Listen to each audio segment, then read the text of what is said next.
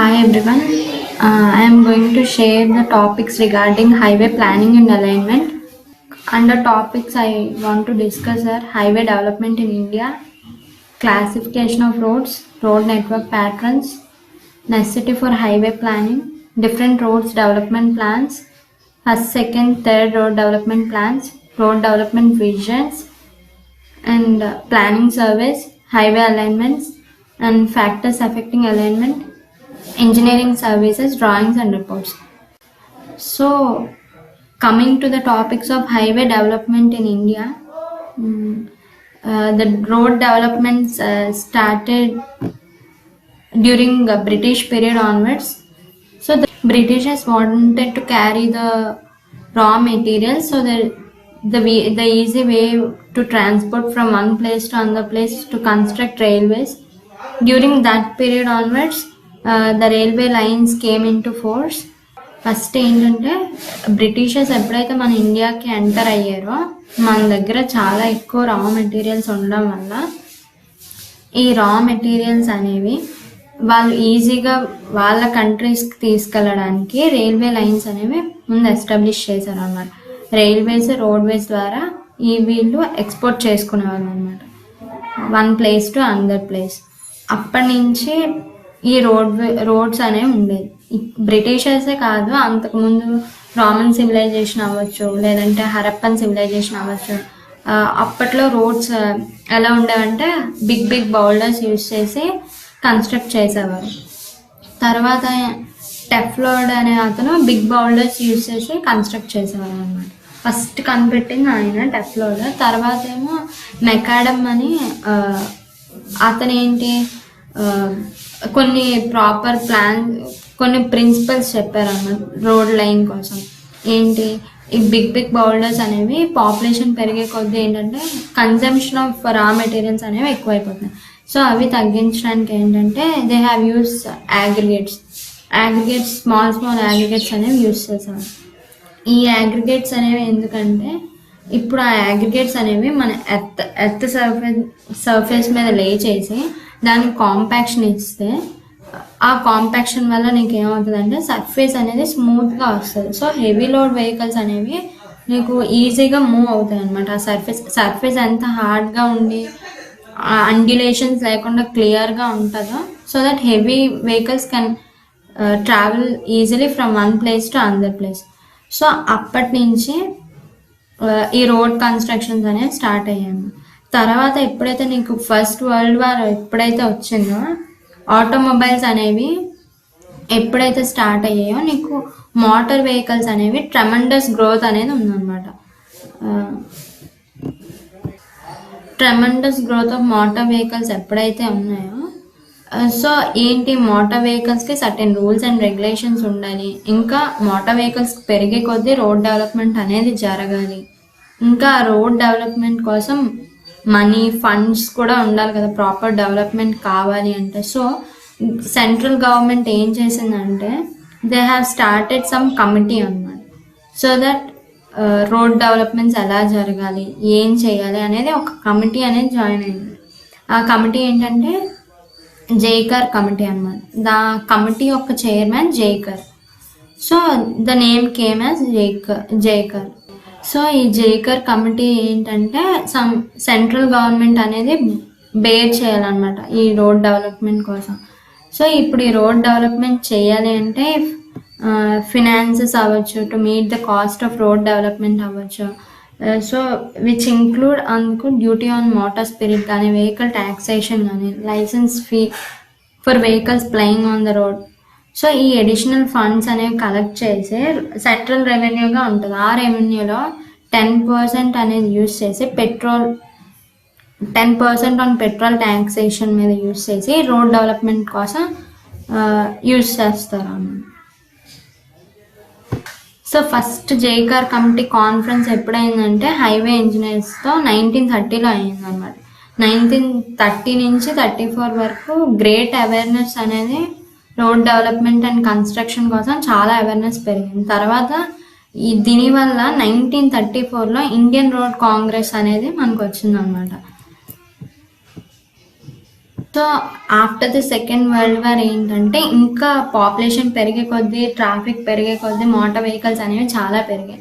Not only motor vehicles, like ఏంటి railways, export and import of goods ఏదైతే చాలా పెరిగినాయో, so objectives of this congress కూడా పెరిగాయి అనమాట. ఇండియన్ రోడ్ కాంగ్రెస్ ఆబ్జెక్టివ్స్ అనేవి కూడా పెరిగాయి అనమాట. ఏంటి ఇక్కడ, to promote and encourage science and practice of building and maintenance of roads.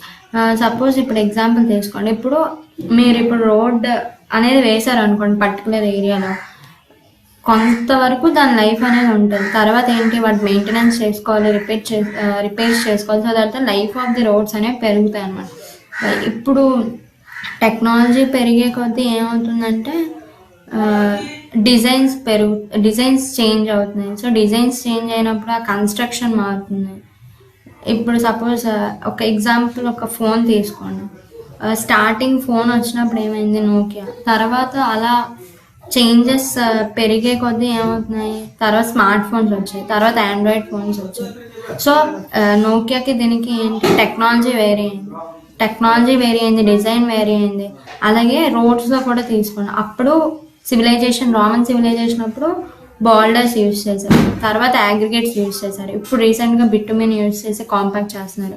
So depends on the area of terrain బట్టి, depends on the soil condition బట్టి డిజైన్ మారుతూ ఉంటుంది, ఆ నామినల్ మిక్స్ మారుతూ ఉంటుంది. సో ఆ డిస్కషన్స్ అన్నీ ఎక్కడ చేస్తారు అంటే ఈ ఇండియన్ రోడ్ కాంగ్రెస్లో చేస్తారు. చూడండి, to promote the use of standard specifications and to propose specifications, to advise regarding education, experiment and research connected with roads. ఇది ఏం చెప్తుందంటే, ఇప్పుడు సపోజ్ నువ్వు ఏదైనా డిజైన్ చేయాలి అంటే నీకు దాని మీద ప్రాపర్ ఐడియా ఉండాలి. ప్రాపర్ ఐడియా రావాలంటే you have to have some knowledge ఉండాలి. దాని మీద నువ్వు ఎక్స్పెరిమెంట్ చేస్తూ ఉండాలి, రీసెర్చ్ చేస్తూ ఉండాలి. రీసెర్చ్ చేసిన తర్వాతే కదా ఈ నామినల్ మిక్స్లో ఇలాంటి టైప్ ఆఫ్ అగ్రిగేట్స్ యూజ్ చేస్తే దాని కాంపాక్షన్ రేట్ ఎంత ఉంటే దాని హార్డ్ సర్ఫేస్ ఎంత వస్తుంది. సో ఆ రీసెర్చ్ ల్యాబ్స్ అనేవి ఉండాలి. సో ఇవన్నీ జరగాలి అంటే ఏంటి, పీరియాడికల్ మీటింగ్స్ ఉండాలి to discuss technical questions regarding roads, to suggest legislation for the development and improvement and protection of roads. So తర్వాత నెక్స్ట్ టాపిక్ వచ్చేసి classification of roads. Classification of roads అనేవి చాలా మెథడ్స్ అనేవి ఉన్నాయన్నమాట. అందులో చూడండి, classification based on weather conditions. అంటే ఇప్పుడు పర్టికులర్ వెదర్ బట్టి అందులోనే ఏంటంటే మన ట్రాపికల్ కంట్రీ కాబట్టి వెదర్ కండిషన్స్ అనేవి చేంజ్ అవుతూ ఉంటాయి. So depending on the weather and depending on the different seasons of the year మనం 2 టైప్స్ ఉంటాయి, ఆల్ వెదర్ రోడ్స్ అని, ఫెయిర్ వెదర్ రోడ్స్ అని. All weather roads are those which are negotiable during weather except at major river crossings where interruption to traffic is permissible up to a certain extent. The road payment should be negotiable during all weathers. ఈ all weather roads ఏంటంటే అన్ని వెదర్స్లోనే road కరెక్ట్గా ఉండేటట్టు ఇది చూస్తుంది అనమాట. Fair weather roads అనేవి ఏంటంటే డ్యూరింగ్ మాన్సూన్ సీజన్స్. ఇప్పుడు మాన్సూన్ సీజన్లో ఏంటంటే రెయిన్ఫాల్ అనేది, ప్రెసిపిటేషన్ లెవెల్స్ అనేవి ఎక్కువ ఉంటాయి. సో ఫ్లడ్స్ అనేవి చాలా ఎక్కువ ఉంటుంది, ఓవర్ఫ్లోస్ అక్రాస్ ద రోడ్డు మీద ఆ ఫ్లోకి తగ్గట్టుగా ఫెయిర్ వెదర్ రోడ్స్ అనేవి కన్స్ట్రక్షన్ చేస్తారు. ఇప్పుడు classification based on road pavements టైప్స్లో ఏంటంటే paved roads and unpaved roads అనేవి ఉంటాయి. పేవ్మెంట్ రోడ్స్ అంటే ఏంటి, హార్డ్ పేమెంట్ కోర్స్ వేసి వాటర్ బౌండ్ మెకాడమ్ లేయర్ అనేది వేస్తారు. ఇది ఏంటంటే వాటర్ బౌండ్ మెకాడమ్ లేయర్ అనేది ఏంటంటే వాటర్ అనేది లోవర్ లేయర్స్లోకి వెళ్ళకుండా ఉండేటట్టు అనమాట పేమెంట్ రోడ్స్ వేస్తారు. అన్పేవ్డ్ రోడ్స్ అంటే ఏంటి, ఇది ఏంటంటే ఇది కూడా hard, they are not provided with hard pavement cost of at least. ఇక్కడ ఏంటంటే వాటర్ బౌండ్ మెకాడమ్ లేయర్ అనేది లేయర్ అనమాట. ఇక్కడ ఎర్త్ రోడ్ కానీ గ్రావెల్ కానీ యూజ్ చేసేదాన్ని అన్పేవ్డ్ రోడ్స్ అంటారు. Classification based on pavement surfacing అయితే 2 టైప్స్ ఉంటాయి, service road and unsurfaced road. Surface road అంటే ఏంటి, which are provided with bituminous కానీ కాంక్రీట్ సర్ఫేసింగ్ కానీ చేస్తారు. అన్సర్ఫేస్ రోడ్ అంటే పైన బిటుమినస్ కానీ సిమెంట్ కాంక్రీటింగ్ కానీ ఏమీ చేయరు అనమాట. బేస్డ్ ఆన్ రోడ్ ప్లాన్స్ బట్టి కూడా నీకు వ్యారీ అవుతూ ఉంటుంది. వెదర్ ఇట్ ఈస్ ఎక్స్ప్రెస్ వేసా, నేషనల్ హైవేసా, స్టేట్ హైవేసా, మేజర్ డిస్ట్రిక్ట్ రోడ్సా, అదర్ డిస్ట్రిక్ట్ రోడ్సా, లేదంటే విలేజ్ రోడ్సా, దీన్ని బట్టి కూడా నీకు వ్యారీ అవుతూ ఉంటుంది. ఎక్స్ప్రెస్ వేస్ అనేవి ఏంటంటే ఇవి సెపరేట్ క్లాస్ ఆఫ్ హైవేస్ అన్నమాట, with superior facilities, design standards.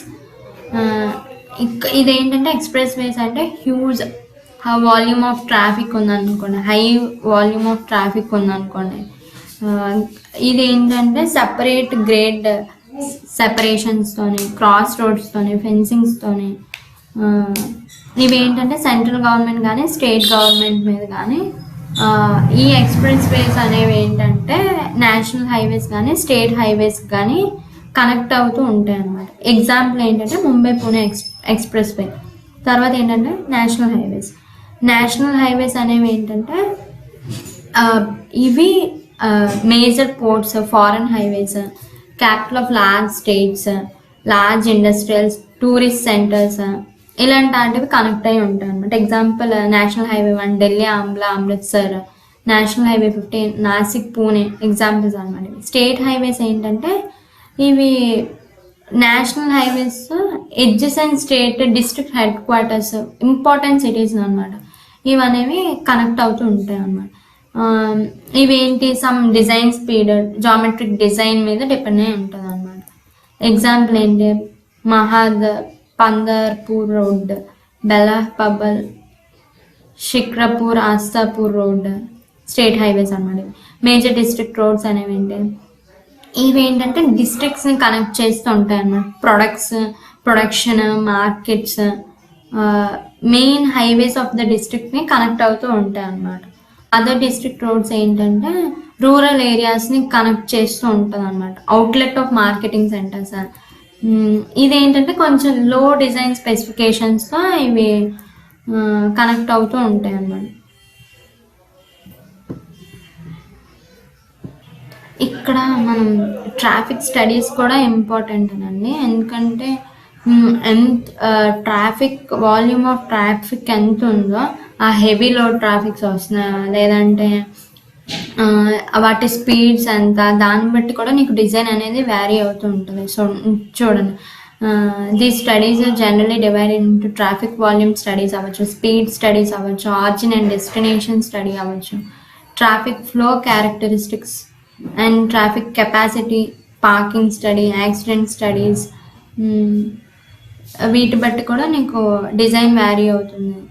So type of design vary అయ్యే కొద్దీ స్పెసిఫికేషన్స్ మారుతూ ఉంటాయి. అండ్ ట్రాఫిక్ వాల్యూమ్ బట్టి కూడా నీకు వ్యారీ అవుతూ ఉంటుంది డిజైన్స్. సో ఇవన్నీ ఈ 7 టైప్స్ మనం దృష్టిలో పెట్టుకొని ఒక రోడ్ ప్లాన్ అనేది చేస్తాం అన్నమాట. So coming to the next topic, different types of road patterns. So road network మీకు కావాలి అంటే డిఫరెంట్ ప్యాటర్న్స్, వేరియస్ ప్యాటర్న్స్లో లే చేయాలి. సో డిఫరెంట్ టైప్స్ ఏంటంటే rectangular or block pattern, radial or star and block pattern, radial or star and circular pattern, radial or star and grid pattern, hexagonal pattern, minimum travel pattern. So first వచ్చేసి rectangular or block pattern.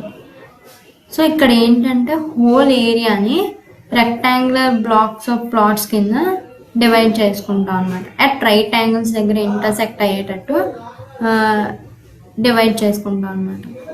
So ఇక్కడ ఏంటంటే ఈ main road అనేది direct approach నీకు out side of the సిటీకి connect అయ్యి ఉంటాయి అన్నమాట. దీనికి నీకు సఫిషియెంట్గా బ్రాంచ్ రోడ్స్ అనేవి వస్తాయి అన్నమాట. సో ఈ rectangular road block patterns advantages ఏంటంటే ఈ మెయిన్ రెక్టాంగులర్ బ్లాక్ని మళ్ళీ నువ్వు ఫర్దర్గా స్మాల్ రెక్టాంగులర్ బ్లాక్స్ కింద డివైడ్ చేసుకోవచ్చు. నీకు roads front back to back కూడా రావచ్చు. ఇది మెనీ సిటీ రోడ్స్లో కూడా డెవలప్ చేశారు అనమాట, అడాప్ట్ చేశారు. మెయింటెనెన్స్ కూడా ఈజీ అవుతుంటుంది, ఎందుకంటే సపరేట్ బ్లాక్స్ కింద డివైడ్ అయి ఉంటుంది కాబట్టి. సో ఇది ఏంటంటే this pattern is very much convenient because at the intersections the vehicles face each other. కన్వీనియంట్గా ఉండదు అనమాట, కొంచెం ఇంటర్సెక్షన్స్ లాగా వస్తాయి అనమాట బ్లాక్స్ వల్ల. Example Chandigarh has a rectangular pattern. తర్వాత radial star and block pattern అన్నమాట. ఇందులో ఏంటంటే ఎంటైర్ ఏరియాని నెట్వర్క్ ఆఫ్ రోడ్స్ కింద డివైడ్ చేస్తారు అన్నమాట. మళ్ళీ బిల్టప్ ఏరియా ఏదైతే ఉందో అందులో మాత్రం రెక్టాంగులర్ బ్లాక్ కింద యూజ్ చేస్తారు అన్నమాట. ఇక్కడ ఏంటంటే ఇప్పుడు ఒకవేళ ట్రాఫిక్ నీకు బ్లాక్ అయినా సరే బిల్టప్ ఏరియా మొత్తం నీకు రెక్టాంగులర్ కాబట్టి అవుట్ సైడ్ అంతా నీకు స్పేస్ ఫ్రీగా ఉంటుంది కాబట్టి ట్రాఫిక్ అనేది ఒకదానితో ఒకటి బ్లాక్ అవ్వకుండా ఈజీగా మూవ్ అవుతుంది. తర్వాత ఏంటి,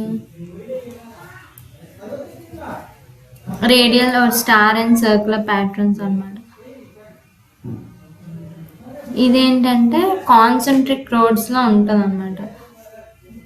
బౌండరీస్ వచ్చేసి అడ్జసెంట్ రేడియల్ రోడ్స్లో ఉంటాయి. బిల్టప్ ఏరియా ఏంటంటే కర్వ్డ్ బ్లాక్ సిస్టమ్స్ నీకు ఉంటుంది అన్నమాట. ఇక్కడ చూడండి డయాగ్రామ్ మీకు చూపిస్తే ఈజీగా అర్థమవుతుంది. అంటే మధ్యలో అంతా సర్క్యులర్గా ఉంటుంది, ఇదంతా కర్వ్డ్గా నీకు ఉంటుంది అన్నమాట. సో దట్ ఏంటంటే ఒకవేళ ఏ సైడ్ నుంచి నీకు వెహికల్ వచ్చినా సరే ఆ సర్క్యులర్ చుట్టూ డైవర్ట్ అవ్వచ్చు. దే కెన్ లెఫ్ట్ టర్న్ అవ్వచ్చు, రైట్ టర్న్ అవ్వచ్చు. ఈజీగా ఎఫిషియంట్ ట్రాఫిక్ ఫ్లోతో రెడ్యూస్ వెహికల్ ఎగ్జంప్షన్స్ అయినా కన్జంప్షన్స్ కానీ star and grid radial system నీకు ఈజీగా ఉంటుంది అన్నమాట. చూడండి బిఫోర్ ఇలా ఉండేది. ఒక ఎగ్జాంపుల్ తీసుకున్నాం అనుకోండి, different types of roads vehicles చూసారా అన్ఈవెన్గా మూవ్ అవుతుంది. అంటే లార్జ్ ఏరియా ఉన్నా సరే అక్కడంటూ పర్టికులర్ డైవర్ట్ అవ్వడానికి లేదా వెహికల్ లెఫ్ట్ సైడ్ నుండి ఎటు వస్తుందో రైట్ సైడ్ నుండి ఎటు వస్తుందో అంటే పర్టికులర్ అరేంజ్మెంట్ అనేది లేదు బిఫోర్ పిక్లో. ఇప్పుడు నెక్స్ట్ పిక్చర్ అనేది అబ్జర్వ్ చేస్తే నీకు సర్క్యులర్ ప్యాటర్న్ రావడం వల్ల different 2 types of road 2 lanes road system అనేది వచ్చి రైట్కి వెళ్ళాల్సిన వెహికల్ రైట్కి వెళ్ళచ్చు, లెఫ్ట్కి వెళ్ళాల్సిన వెహికల్ లెఫ్ట్కి వెళ్ళచ్చు విత్ రెగ్యులర్. ఇక్కడ ఏంటంటే సర్టెన్ అలైన్మెంట్ ఆఫ్ రోడ్స్ ఉన్నాయి, ఇంటర్సెక్షన్ ఆఫ్ ట్రాఫిక్ సిగ్నల్స్ అనేవి ఉంటాయి. So that one vehicle can stop or one vehicle can give space to the another vehicle. Radial star or grid pattern అన్నమాట. ఇక్కడ చూడండి, ఇక్కడ ఏంటంటే ఈ most physical element of any layout కానీ systematic site planning అనేది క్లాజర్ లుక్లో నీకు అనేది ఉండాలన్నమాట. ఇక్కడ ఏంటంటే రేడియల్ స్టార్ గ్రిడ్ ప్యాటర్న్లో ఏంటంటే నీకు ఇష్టం వచ్చినట్టు డ్రైవింగ్ నీకు వచ్చు కదా అని అన్ఈవెన్గా అన్లైక్లీ చాయిసెస్తో వెళ్ళడానికి ఉండదు అన్నమాట. ఎందుకంటే inter connectedness by it self ఉంటుంది కాబట్టి వెహికులర్ ట్రాఫిక్ సేఫ్గా ఉంచడానికి ఈ రోడ్ సిస్టమ్ అనేది యూజ్ అవుతుంది. నాగ్పూర్ రోడ్ ప్లాన్ అనేది గ్రిడ్ ప్యాటర్న్ అనమాట ఫస్ట్ చేసింది. హెక్సాగోనల్ ప్యాటర్న్ అనేది ఏంటంటే హెక్సాగోనల్ ఫిగర్స్ అనేవి ఉంటాయి అన్నమాట ఇక్కడ. సో వాటిని డిఫరెంట్ హెక్సాగాన్ సైజెస్ ద్వారా నీకు యూజ్ అవుతుంది. ఇక్కడ ఏంటంటే 3 రోడ్ సిస్టమ్ 3 రోడ్స్ అనేది బిల్టప్ ఏరియా దగ్గర జాయిన్ అవుతూ ఉంటుంది. So these are minimum travel pattern ఏంటంటే sector centre, suburban centres, neighbourhood centres ఏవైతే ఉన్నాయో ఈ ట్రావెల్ ప్యాటర్న్కి నీకు అటాచ్ అయ్యి వస్తుంది. మధ్యలో సిటీ ఉందనుకోండి, సిటీ సెంటర్ అనేది మధ్యలో ఉంటే డిఫరెంట్ టైప్స్ ఆఫ్ రోడ్స్ వచ్చి నీకు అలైన్ అవుతూ ఉంటుంది నైబర్హుడ్ అనేది. కాకపోతే ఇక్కడ ఏంటంటే సీరియస్ క్రాషెస్ ఎక్కడ జరిగినా సరే అవి ఎలిమినేట్ అవుతూ ఉంటాయి. So these are the road patterns we have discussed. ఇప్పుడు నీకు హైవే ఇంజనీరింగ్ ఎందుకు నెసెసిటీ, హైవే ప్లానింగ్ అనేది ఎందుకు ఉండాలి అంటే ఇక్కడ process construction maintenance of different types of roads అనేది ఇక్కడ నీకు హైవే ఇంజనీరింగ్ నెసెసిటీ అనేది ఉంటుంది అనమాట. దీని ఇంపార్టెన్స్ ఏంటంటే development planning and location of roads ఏంటి, materials required for the construction ఏంటి, highway traffic performance and its control ఏంటి, డ్రైనేజ్ ఆఫ్ రోడ్స్ ఏంటి. ఇప్పుడు సపోజ్ ఎగ్జాంపుల్ తీసుకోండి, సపోజ్ ఒక ఏరియాలో నువ్వు సపోజ్ సమ్ వైజాగ్ ఏరియాలో నువ్వు ఒక రోడ్ లే చేసావు అనుకో. ఇప్పుడు ప్రెసిపిటేషన్ బట్టి నీకు వాటర్ ఎంత డీప్ లేయర్స్లోకి వెళ్తుంది. సో అక్కడ కన్స్ట్రక్షన్, అగ్రిగేట్స్, మెటీరియల్స్ ఏమేంటి అనేది ఫస్ట్ పాయింట్ ఇంపార్టెంట్. తర్వాత ఏంటి, ఇప్పుడు ఆ అగ్రిగేట్స్ వేసినా సరే నీకు హెవీ వెహికల్స్ పాస్ అయినప్పుడు ఆ రోడ్ ఎంత బేర్ చేస్తుంది అనేది కూడా ఇంపార్టెంట్. So design important. దాన్ని ఏంటి, ఒకవేళ రోడ్ వేసినా సరే ఎంత స్పీడ్తో వెహికల్ వెళ్తుంది, ఇంకా ఆ స్పీడ్తో వచ్చిన వెహికల్ సెంట్రిఫ్యూగల్ ఫోర్సెస్ అవి క్రియేట్ అయినప్పుడు కర్వ్స్ పొజిషన్స్లో నీకు ఆ ట్రాఫిక్ అనేది ఎంత, ఆ రోడ్ అనేది ఎంత బేర్ చేయగలుగుతుంది. ఇంకా ఏంటి, ఆ హై ట్రాఫిక్ టైంలో నీకు రోడ్ యాక్షన్ ఆఫ్ రోడ్ అనేది ఎలా ఉంటుంది, హైవేస్లో ఎలా ఉంటుంది. ఇప్పుడు సపోజ్ నీకు వాటర్ అనేది రెయిన్ఫాల్ అప్పుడు స్టాగ్నేట్ అవ్వకుండా నీకు డ్రైనేజ్ సిస్టమ్ ఆఫ్ రోడ్స్ ఎలా డిజైన్ చేసుకోవాలి.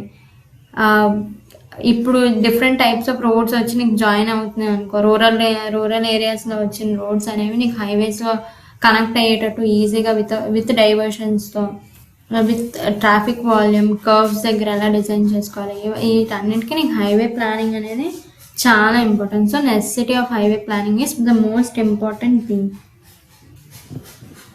So coming to the road development plans, మీకు స్టార్టింగ్లో చెప్పాను జైకార్ కమిటీ అనేది ఫామ్ అయింది రోడ్ డెవలప్మెంట్ కోసం. తర్వాత ఏంటంటే ఈ ఇండియన్ రోడ్ డెవలప్మెంట్ కమిటీ అనేది నీకు మిస్టర్ జైకార్ అనేవారు చైర్మన్గా ఉండేవారు. తర్వాత ఏంటి, ఇదనే రోడ్ డెవలప్మెంట్ అనేది నేషనల్ ఇంట్రెస్ట్గా కన్సిడర్ చేసి లోకల్ బాడీస్ని కూడా నువ్వు కంట్రోల్ చేసే కెపాసిటీ నీకు సెంట్రల్ గవర్నమెంట్కి ఉండాలి. సో ఏంటి, ఇక్కడ పెట్రోల్ అనేది 10% ఆఫ్ ట్యాక్సేషన్ యూజ్ చేసి సెంట్రల్ రోడ్ ఫండ్ కింద డెవలప్ చేయాలి అనేది పెట్టారనమాట. ఇంకా ఏంటి, రీసెర్చ్ అనేది క్యారీ అవుట్ చేస్తేనే కదా నీకు డెవలప్మెంట్ వర్క్ అనేది ప్రోగ్రెస్ నీకు తెలుస్తుంది. సో సెంట్రల్ రోడ్ ఫండ్ అనేది 1929లో నీకు ఫామ్ అయింది, సెంట్రల్ రోడ్ ఫండ్ అనేది. తర్వాత ఏంటి, తర్వాత ఇండియన్ రోడ్ కాంగ్రెస్ అనేది 1934లో ఫామ్ అయింది. తర్వాత ఏంటి, ఇప్పుడు నీకు రోడ్ డెవలప్మెంట్ కావాలంటే సమ్ రీసెర్చ్ అనేది ఉండాలి. So central road research institute అనేది 1950లో నీకు స్టార్ట్ అయింది అనమాట. ఇక్కడ ఏంటి, సెంట్రల్ రోడ్ ఫండ్లో ఏంటంటే అబౌట్ 20% ఆఫ్ ద ఫండ్ అనేది ఎక్స్పెన్సెస్, మీటింగ్స్, రీసెర్చ్ వర్క్స్ అనేది సపరేట్గా పెట్టేవారు అనమాట. రెస్ట్ 80% అనేది ప్రొవిజన్స్ కింద యూజ్ చేసేవారు అనమాట. స్టేట్ గవర్నమెంట్ రోడ్స్ కానీ ఇవి డెవలప్మెంట్ చేయడానికి ఇండియన్ రోడ్ కాంగ్రెస్ అనేది మెయిన్ బాడీ అనమాట నీకు. ఎందుకంటే అక్కడ వేరియస్ ప్లానింగ్స్ కానీ, పర్ఫార్మెన్స్ మీటింగ్స్ కానీ, స్పెసిఫికేషన్ స్టాండర్డ్స్ కానీ, రోడ్ కన్స్ట్రక్షన్ యొక్క కంట్రీలో మెయింటైన్ చేయడానికి కానీ ఇండియన్ రోడ్ కాంగ్రెస్ అనేది వైటల్ రోల్ ప్లే చేస్తుంది. తర్వాత నీకు ఈ మోటార్ వెహికల్స్ ఎప్పుడైతే నీకు పెరిగాయో అప్పుడు ఏంటంటే మోటార్ వెహికల్ యాక్ట్ అనేది 1939లో నీకు పాస్ అయింది అనమాట. ఎందుకు, ఏ టైప్ ఆఫ్ వెహికల్స్ అనేవి ఉన్నాయి,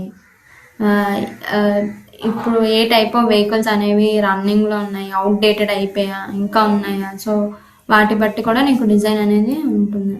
సెంట్రల్ రోడ్ రీసెర్చ్ ఇన్స్టిట్యూట్ అనేది 1951లో వచ్చింది అనమాట మీకు. ఇది మెయిన్ సెంటర్ వచ్చేసి ఢిల్లీ.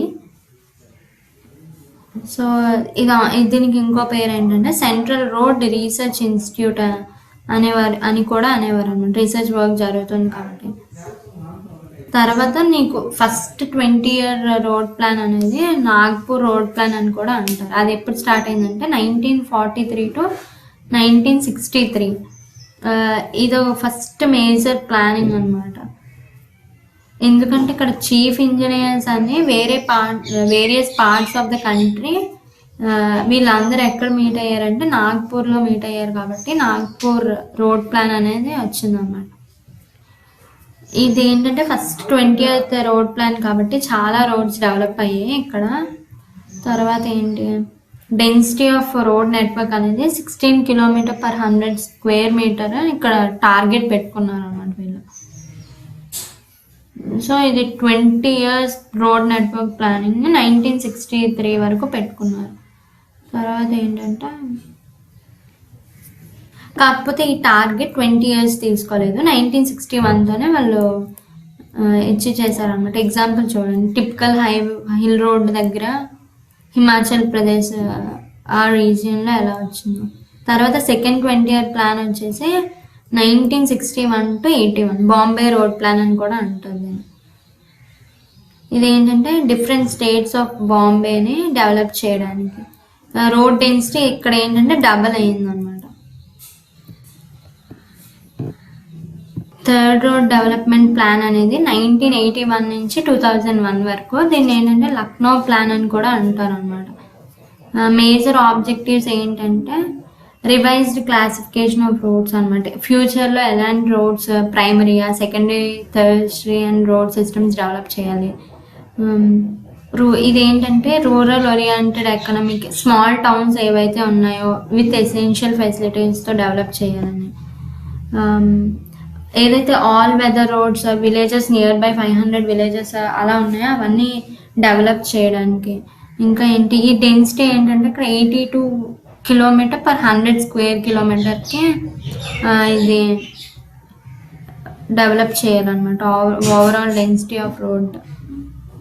ఇంకా ఇక్కడ ఏంటంటే నేషనల్ హైవేస్ కాకుండా ఇక్కడ ఏంటంటే ఎక్స్ప్రెస్ వేస్ అనేవి వచ్చాయన్నమాట. ఎందుకంటే ఇంపార్టెంట్ సిటీస్ ఇవి కూడా ఫాస్ట్గా ట్రాఫిక్ లేకుండా, ట్రాఫిక్ వాల్యూమ్ తగ్గిస్తూ ఇంపార్టెంట్ సిటీస్ కనెక్ట్ అయ్యేటట్టు ఎక్స్ప్రెస్ వేస్ అనేవి కూడా స్టార్ట్ చేశారు అప్పుడే. This is the most important third 20-year plan 1981 to 2001. దీన్ని లక్నో ప్లాన్ అని కూడా అంటారు.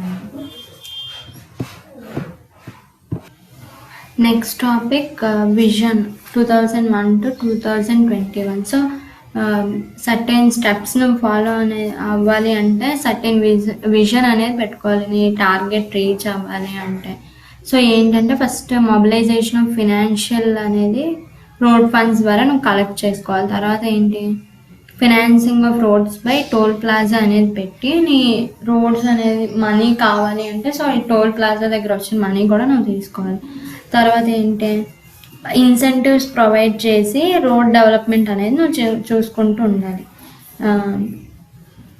తర్వాత ఏంటి, మెయింటెనెన్స్ చేసుకుంటూ ఉండాలి అన్నమాట. ప్రాపర్ డిస్ట్రిక్ట్ లెవెల్స్ మెయింటైన్ చేస్తూ ఉండాలి. రూరల్ రోడ్స్ ఏవైతే ఉండిపోయాయో అవి కూడా నువ్వు చేస్తూ ఉండాలన్నమాట. సో ఇవి అన్ని మెయింటెనెన్స్ ఇవన్నీ నువ్వు చేసుకుంటూ విజన్ 2001-2021 సో ఈ టార్గెట్స్ అన్నీ నువ్వు ఫుల్ఫిల్ అవ్వాలి అని విజన్ 2001 to 2021 వరకు ఈ సెట్ ఆఫ్ రూల్స్ అనేవి వాళ్ళు ఫాలో అయ్యారు. Okay, coming to the next topic, highway alignment అంటే ఏంటి.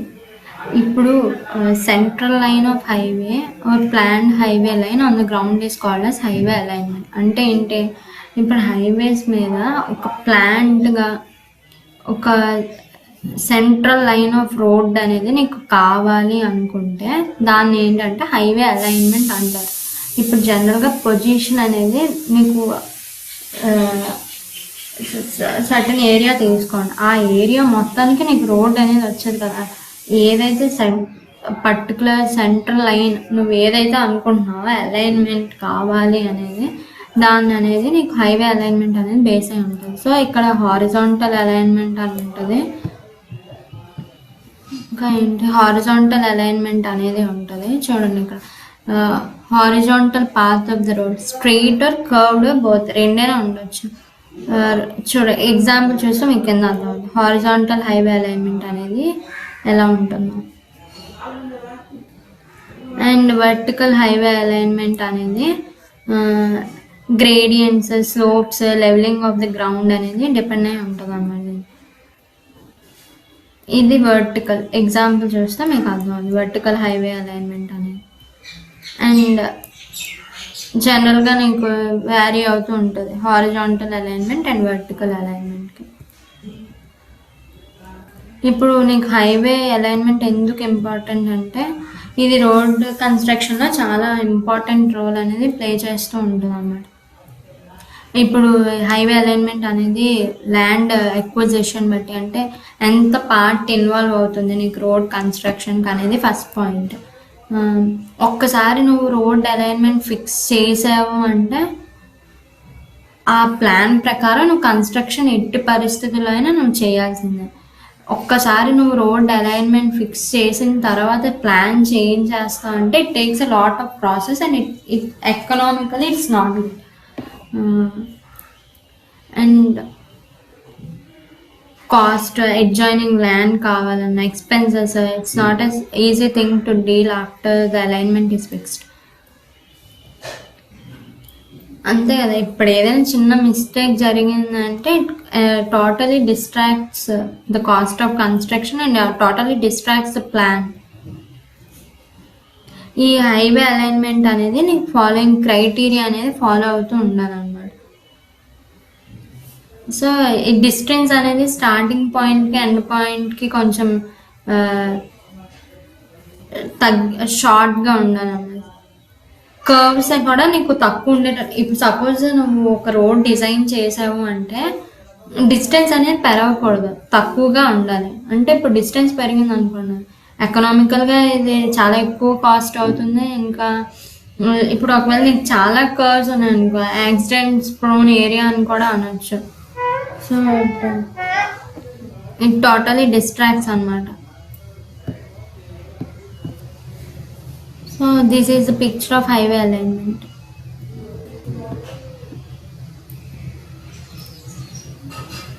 హైవే అలైన్మెంట్ నువ్వు సెలెక్ట్ చేసుకున్నావు అంటే ఈజీగా కన్స్ట్రక్ట్ చేసేటట్టు ఉండాలి, దాని మెయింటెనెన్స్ కూడా ఈజీగా అవ్వాలి, అండ్ విత్ ఫ్యూయర్ గ్రేడియంట్స్ అంటే స్లోప్స్ తక్కువగా ఉండాలి, నీ స్ట్రెయిట్ లైన్లు ఉండాలి, అంటే కర్వ్స్ అనేవి తక్కువ ఉండాలి అనమాట.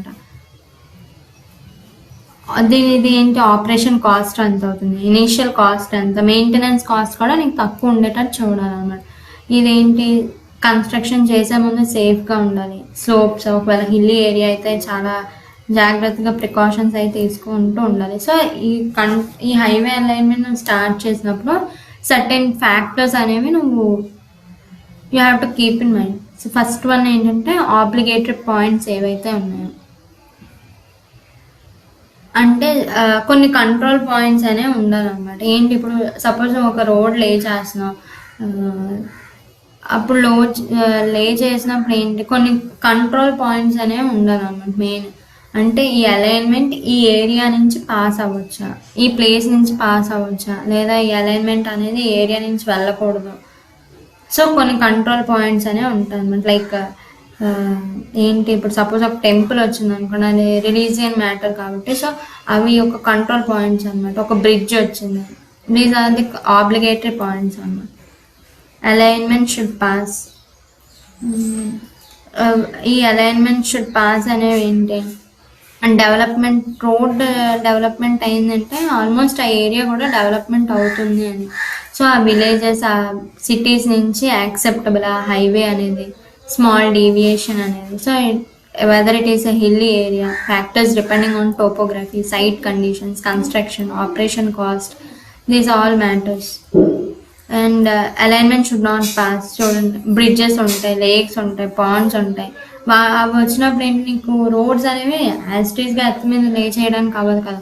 You have to construct some bridge and you have to lay road. So it is necessary to maintain the funds, and it is necessary to have an acquisition of high-rise buildings. So you have to keep all these points in mind while construction of alignment.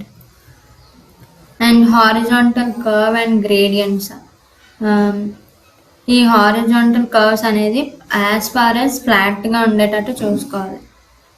ఎక్కువ rise and false అనేవి ఉండకూడదు అన్నమాట. Traffic base చేస్తూ కూడా నువ్వు it is the peak traffic టైమా, లేదంటే traffic volume ఎంత వస్తుంది, సో ట్రాఫిక్ ఎంత ఉంది అని you have to analyse, and you have to previous data అనేది నువ్వు ఒకసారి చూసుకొని దాన్ని బట్టి నువ్వు అలైన్మెంట్ అనేది కూడా ఫిక్స్ చేసుకోవాలి.